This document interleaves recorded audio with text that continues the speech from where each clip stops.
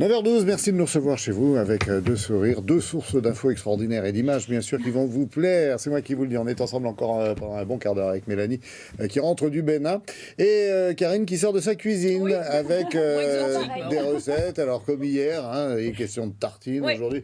Il y a une actu sur la tartine, mais on a même pris de l'avance puisque c'est la semaine prochaine. C'est jeudi prochain. Oui, c'est la fête de la tartine. C'est la 4e édition. Oui, on est à Béziers. Mais absolument, il y a des débats, il y a des chefs, des démos, des tartines, de la gourmandise. Je me suis dit, tiens, mais c'est vrai ça, Télématin, c'est à l'heure de la tartine. Le matin, on en mange, mais aussi à l'apéro, pourquoi pas. Vous savez, les petites tartinables, là. Bah oui, entre amis. Bon, bref, une tartine, c'est valable à toute heure. L'apéro, c'est le verre d'eau juste avant le repas. Absolument, mais bien sûr. D'eau gazeuse. Oui, j'ai la tête. Alors. Bon, alors... hier, je vous ai proposé une tartine. Ce sera la dernière avec de l'avocat. Laura vous en a parlé, on en a parlé aussi hier. Donc regardez-la bien, elle est très bonne, c'est vrai, avec les petites clémentines, avec un petit peu de radis. Bref, ça c'était hier. Aujourd'hui, je vais vous faire une tartine chaude, reconstituante. C'est celle que vous avez là avec l'œuf qui dégouline. Comment on fait ça? Mais oui, avec la technique de l'œuf poché. Horreur, malheur. Là, vous me dites, j'y arrive jamais, ça rate, tout ça. Moi, j'ai un petit truc là que je mets dans l'eau, c'est vachement bien. Ah oui, d'accord. Alors, je vais vous le faire sans le petit truc dans l'eau. Ça vous évitera d'investir à la maison une cuillère, une casserole. Pour cette recette, la tartine chaude avec l'œuf mollet. On a bien sûr besoin de pain de campagne, des œufs qu'on va pocher, des tomates confites, de la roquette, des champignons. On va se faire une petite poêlée avec de la ciboulette, de l'ail, tout ça pour donner du goût. L'œuf poché, comment on fait? On casse l'œuf dans un récipient. Ça, c'est la première étape. On pourrait même mettre une petite goutte de vinaigre dans ce récipient. Mais là, le vinaigre blanc, je le mets dans l'eau frémissante au moment où on met le truc. Avec la cuillère à soupe, là, vous allez faire un tourbillon. Vous mettez l'œuf au cœur du tourbillon. Vous le débarrassez et vous attendez. On verra ça après, on y reviendra. On plante tout si on fait pas le tourbillon, je vous le dis. Et oui, absolument. En fait, ça s'enroule tout seul. Et vraiment, mais c'est inratable. Vous laissez cuire 3 minutes. Non, vous avez vraiment besoin de rien d'autre qu'une casserole, une cuillère. Oui. Alors, mais j'ai trop de choses à vous dire. Une poêle bien chaude, un petit peu d'huile. Vous mettez vos champignons dedans. On va préparer une gousse d'ail parce que, évidemment, ça se marie très très bien. Vous allez me faire sauter les champignons.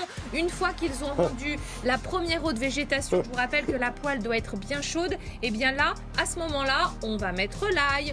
Vous allez pouvoir aussi assaisonner et on va mettre une petite pointe de beurre. Moi, je mets le beurre après, dans un second temps, quand je poêle mes champipis. D'abord de l'huile bien chaude et après le petit beurre frais comme ça qui va bien avec l'ail et la ciboulette. La poêlée de champignons, ça, c'est fait. N'oublions pas le sel, le poivre, tout ça. Bon.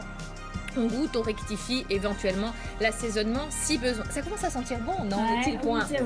Ça, c'est sûr, dès que vous mettez les champignons avec de l'ail dans la poêle, c'est fait. Mais ça, c'est toujours payant. Les champignons, vous choisissez ce que vous voulez, ce que vous avez, ce que vous trouvez, ce que vous aimez. Le pain, un petit pain de campagne, voilà. Le mien, j'ai fait les tranches, il y avait des trous comme ça au milieu. Mais c'est pas grave. Il faut qu'il soit un peu dense, quoi. Oui, c'est plus pratique. Oui, mais on va mettre des trucs dessus, vous inquiétez pas, on va combler les trous, vous me connaissez. Mais si, je m'inquiète. Une gousse d'ail, ça c'est pour la bonne haleine du jour. Vous allez bien me gratter ça, une tranche de pain donc bien grillée. On va mettre un petit peu de salade pour avoir un petit peu de verdure là-dessus. Vous mettez de la mâche, de la roquette, ce que vous avez, les deux, enfin peu importe. Vous mettez un petit assaisonnement, en revanche un petit peu d'huile, si vous le souhaitez du vinaigre, du sel, du poivre. Ici, c'est cette salade que l'on va mettre à la base sur notre tartine et du coup on n'aura plus de problème de trous, voyez-vous. Voilà, ça me rappelle les petits pains provençaux, là, ce que vous faites avec l'ail sur la tartine. Oui, un petit pain bagna là comme ça. J'adore, bon, moi aussi j'adore. Bon, on s'égare, monsieur Bignolas. Pas vraiment, nous allons mettre donc la salade, notre poêlée de champignons. On va ajouter les petites tomates confites qui vont bien sûr donner du goût, mais c'est aussi le plaisir des yeux. Un petit peu de rouge ici, ça mange pas de pain. Là, ça s'appelle ébarber. On enlève le blanc qui est en trop et là, paf, vous allez faire couler votre jaune d'œuf sur la tartine. Et là, les amis... Je vous en prie, Mélanie, on ne vous voit pas. Mais oui, c'est vrai que nous n'avons que le son, c'est curieux. Donc, vous entendre, voilà. Mais là, c'est le bonheur. Et vous allez me dire, mais je peux pas faire les œufs un par un, on est 4, 5, 6 à table. Dans ce cas-là, vous préparez tout à l'avance. Vous allez garder vos œufs dans un saladier d'eau froide. Et après, une fois que vous allez passer à table, vous les replongez 30 secondes dans l'eau chaude et vous pouvez envoyer vos œufs mollets comme ça pour toute la famille. génial.